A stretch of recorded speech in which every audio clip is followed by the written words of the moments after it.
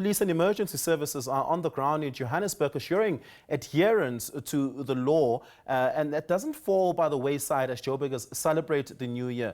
Law enforcement will also ensure commercial business compliance with specific attention to bars and taverns. SABC News reporter Lopangalamu is keeping an eye on the operations as she crisscrosses the city with law enforcement. Lopang, you're on the M2 bridge right now where a roadblock is currently underway. Have any adverse findings been there?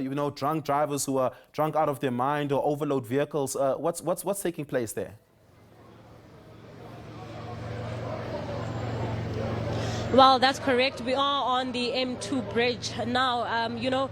Some of our viewers might remember that in 2019, not too far from here, actually, just below the bridge is the Mary Fitzgerald Square. Now, that is where 11 people were wounded in that New Year's Eve shootout. It was not really a shootout, actually. It was a random shooting, and that suspect is yet to be apprehended. Now, that was the last time the Kamduze Festival took place here. It was really popular back in those days. But Oliver, we're going to give you some visuals here.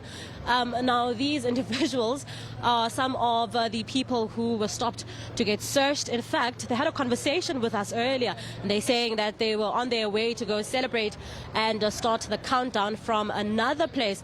But in fact, the police saying a car full of so many men, let them all go out and we are going to search all of them. So much has actually happened this evening. We saw one of these individuals who were most likely going to get arrested.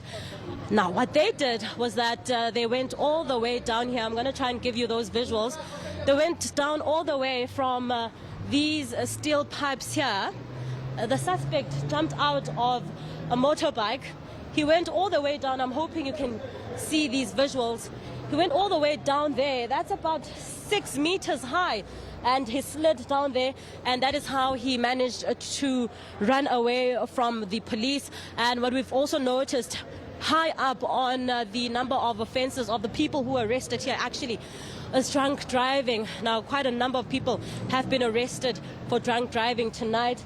We saw one female actually asking the police if the police actually know who she is, and that is just really something that has been happening throughout the night. Another suspect who decided that he's not going to stop as he was asked to stop by the police, and he just drove off, but he was later then apprehended. Now, we're just going to go around and give you a little more of those visuals. Not too certain what the issue here is, and this has really been going on the entire night.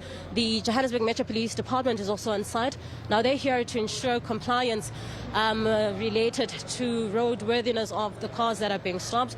We've seen this happen quite a number of times where they search all the vehicles, and should they find that someone is not a South African, they ask for their documentation, and that's when a lot of them fail to produce those documents. In fact, there was an individual who's currently in custody at the moment, and he was arrested for being in possession of a fake passport as well as another fake document for someone else, in someone else's name.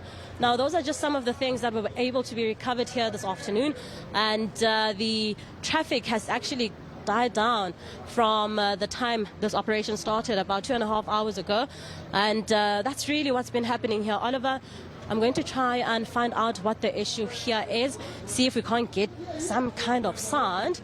Let's just find out. Yes. Aside from that, what is showing me the fraudulent document? What's your name again? Andy, you said to me you got it from Home Affairs. I'm saying to you, Home Affairs does not issue visas, right? So if you got it from Home Affairs, that logic will tell you that's a fraudulent document. Okay?